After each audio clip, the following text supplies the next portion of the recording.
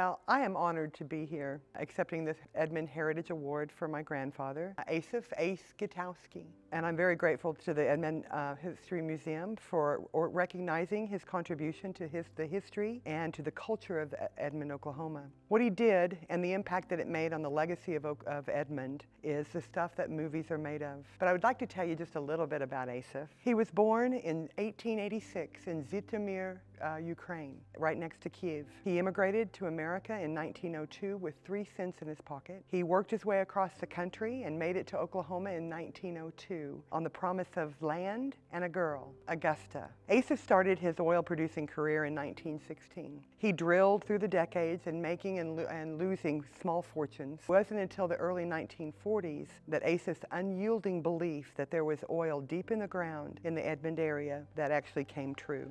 The big oil companies, they had drilled shallow, dry holes for 30 years and found nothing. Assaph tried and failed 28 times. He laughed at discouragement in the face of discouragement. Every time he failed, he would just go get a little bit more money and drill a little deeper.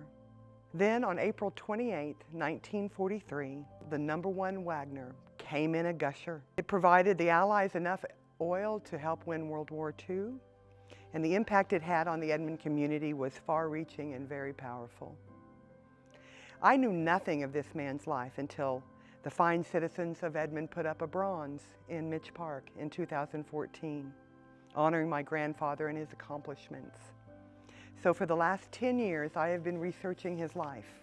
The story of Assaph's oil discovery will have a huge impact on our community. It will highlight the glory days of wildcatting and oil exploration in Oklahoma, the winning of the Second World War, and the sacrifices that were made.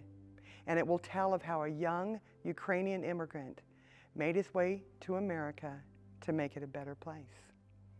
Thank you so much for honoring him and allowing me to tell his story.